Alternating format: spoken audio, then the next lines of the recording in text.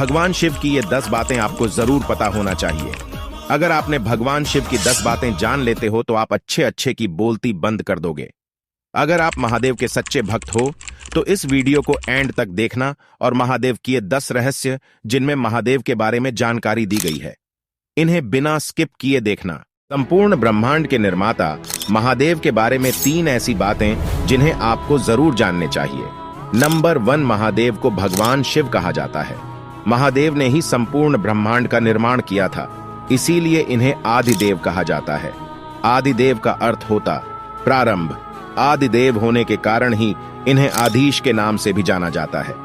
Number 2, भगवान शिव के गले में जो सांप रहता है उसका नाम बासुकी है। बासुकी के बड़े भाई का नाम शेषनाग है, जिस पर भगवान विष्णु अनंत समुद्र में विश्राम करते होते हैं। नंबर 3, महादेव के 7 शिष्य हैं जिन्हें प्रारंभिक शब्द ऋषि माना गया है। इन ऋषियों ने ही महादेव के ज्ञान को संपूर्ण धरती पर प्रचारित किया, जिनके चलते भिन्न भिन्न धर्म और संस्कृति की उत्पत्ति हुई। महादेव ने ही गुरुओं और शिष्यों की परंपरा की शुरुआत की थी। अगर आप भी महादेव के सच्चे भक्त हैं तो कमेंट में हर हर महादेव जरूर लिखें। भगवान शिव की पूजा में ये 3 गलतियां भूल कर भी ना करें। ऐसा करने से भगवान शिव आपसे नाराज हो जाएंगे। वर्टिकल बार नंबर 1, शिव जी को पूजा में भूल कर भी कनेर, कमल, केतकी और केवड़े के फूल न चढ़ाएं। इसके अलावा शिव जी को लाल रंग के पुष्प भी चढ़ाएं। नंबर 2, शिव जी की पूजा करते समय शंख का प्रयोग भी नहीं करना चाहिए। शिवलिंग पर कभी भी तुलसी के पत्ते नहीं चढ़ाने चाहिए। वर्टिकल बार नंबर 3, शिव जी का अभिषेक किस दूध से किया जाना चाहिए? आपको बता दें कि अभिषेक करने के लिए भूल कर भी भैंस के दूध का इस्तेमाल न करें। अभिषेक के लिए आपको गाय का दूध ही इस्तेमाल करना चाहिए, क्योंकि भैंस के दूध से अभिषेक करने का कोई मतलब नहीं होता है। रील पसंद आया तो लाइक करके पेज को फॉलो कर देना। आखिर भगवान शिव के सिर पर चंद्रमा क्यों विराजमान है? भगवान शिव ने समुद्र मंथन से निकले उस विष का पान किया, मगर विष पीने के बाद उनका शरीर विष के प्रभाव से अत्यधिक गर्म होने लगा। यह देखकर चंद्रमा ने उनसे प्रार्थना की वह उन्हें माथे पर धारण कर अपने शरीर को शीतलता प्रदान करें। ऐसे विष का प्रभाव भी कुछ कम हो जाएगा। इसके लिए पहले तो शिव जी नहीं माने, क्योंकि चंद्रमा श्वेत और शीतल होने के कारण उस विष की तीव्रता सहन नहीं कर पाते। लेकिन अन्य देवताओं के निवेदन के बाद शिव इसके लिए मान गए और उन्होंने चंद्रमा को अपने मस्तक पर धारण कर लिया। ऐसी लोक मान्यता है कि तभी से चंद्रमा भगवान शिव के मस्तक पर विराजित हैं और पूरी सृष्टि को अपनी शीतलता प्रदान कर रहे हैं। वीडियो को लाइक करके चैनल को सब्सक्राइब कर देना। भगवान शिव की शिवलिंग पर सोने का चांदी का रहस्य, जिसे जानकर आप हैरान हो जाओगे। उससे पहले कमेंट में हर हर महादेव लिख देना।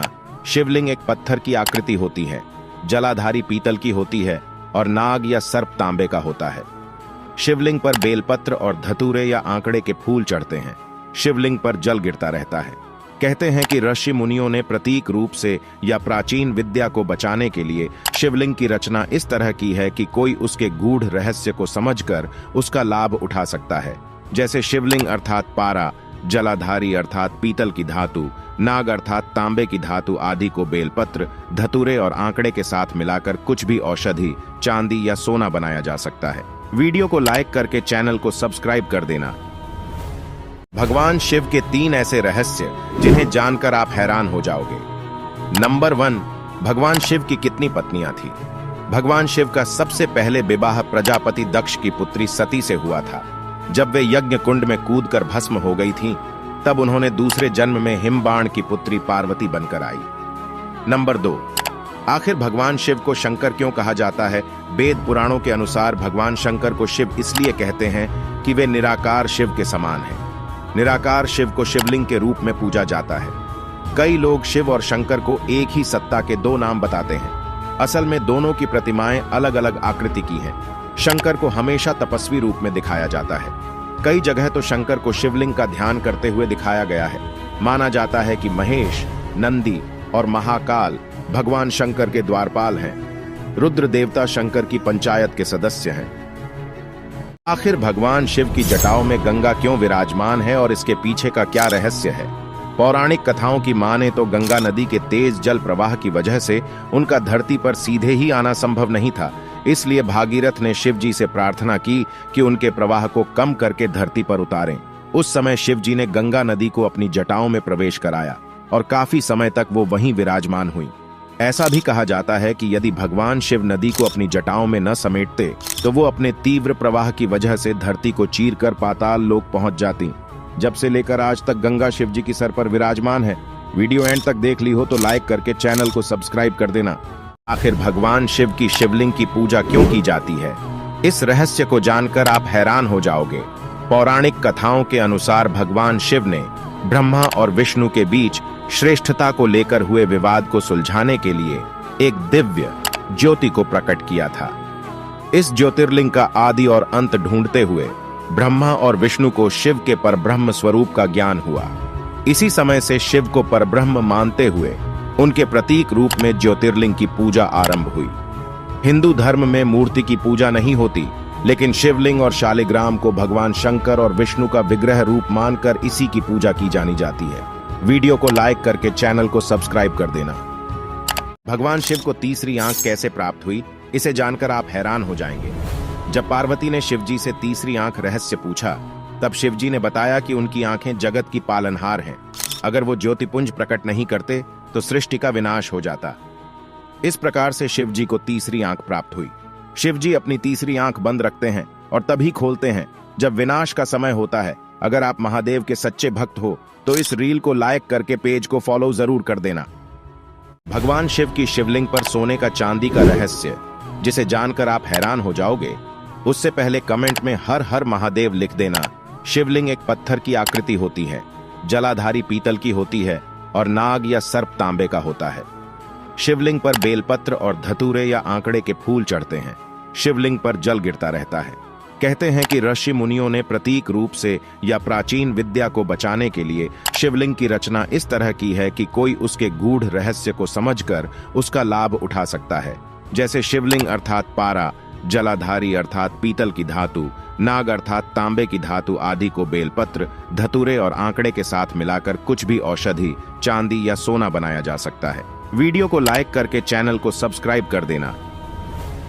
आखिर भगवान शिव के गले में सांप क्यों रहता है? भगवान शिव के गले में लिपटे नजर आने वाले सांप का नाम वासुकी है, जो भगवान शिव के अति प्रिय भक्त हैं। कहते हैं नागवंशी लोग शिव के क्षेत्र हिमालय में ही रहते थे। इन सभी से शिव जी को बड़ा लगाव था। इस बात का प्रमाण नागेश्वर ज्योतिर्लिंग है, जिसके नाम से पता चलता है कि शिव नागों के ईश्वर हैं और शिव का उनसे अटूट संबंध है, जिसे देखते हुए हर साल नाग पंचमी का त्योहार मनाया जाता है। इस दिन पूरे श्रद्धा भाव से नागों की पूजा अर्चना की जाती है। ऐसा करने से शिव जी को खुशी मिलती है और वो अपने भक्तों को सुख समृद्धि का आशीर्वाद देते हैं। वीडियो एंड तक देख ली तो वीडियो को लाइक करके चैनल को सब्सक्राइब कर देना और कमेंट में हर हर महादेव लिख देना। आखिर भगवान शिव अपने शरीर पर मुर्दों की राख या भस्म क्यों लगाते हैं? धार्मिक मान्यता के अनुसार भगवान शिव को मृत्यु का स्वामी माना गया है। इसी वजह से शव से शिव नाम बना। महादेव के मुताबिक शरीर नश्वर है और इसे एक दिन भस्म की तरह राख हो जाना है। जीवन के इस पड़ाव के सम्मान में शिव जी अपने शरीर पर भस्म लगाते हैं। एक प्रचलित कथा और है कि जब सती ने क्रोध में आकर खुद को अग्नि के हवाले कर दिया था, उस वक्त महादेव उनका शव लेकर धरती से आकाश तक हर जगह घूमे थे। विष्णु जी से उनकी यह दशा देखी नहीं गई और उन्होंने माता सती के शव को छूकर भस्म में तब्दील कर दिया। अपने हाथों में भस्म देखकर शिव जी और परेशान हो गए और सती की याद में वो राख अपने शरीर पर लगा ली। वीडियो को लाइक करें, चैनल को सब्सक्राइब कर देना। अगर आपके सपने में महादेव के 3 संकेत आते तो समझ लेना भगवान शंकर की आप पर कृपा है। नंबर 1, जब व्यक्ति पर शिव जी की कृपा होती है तो उसे भविष्य की घटनाओं का पूर्वाभास होने लगता है। स्वप्न के माध्यम से हमारा जो चेतन मन होता है वह हमारे जागने पर सक्रिय होता है। नंबर 2, शिव जी की कृपा का दूसरा संकेत यह है कि वह जो भी वाणी आप बोलते हो वह सत्य हो जाती है, विशेषकर जब व्यक्ति के विचार आता है और तथा उसके तुरंत बाद ही घटित हो जाता है। यह शिव कृपा का एक बहुत बड़ा संकेत है। नंबर 3 को जानने से पहले इस वीडियो को लाइक करके चैनल को सब्सक्राइब कर देना। अगर आपको सपने में भगवान शिव से जुड़ी कोई भी चीज दिखाई देती है, जैसे त्रिशूल, डमरू, तो समझ लेना आप पर भगवान शिव की कृपा है।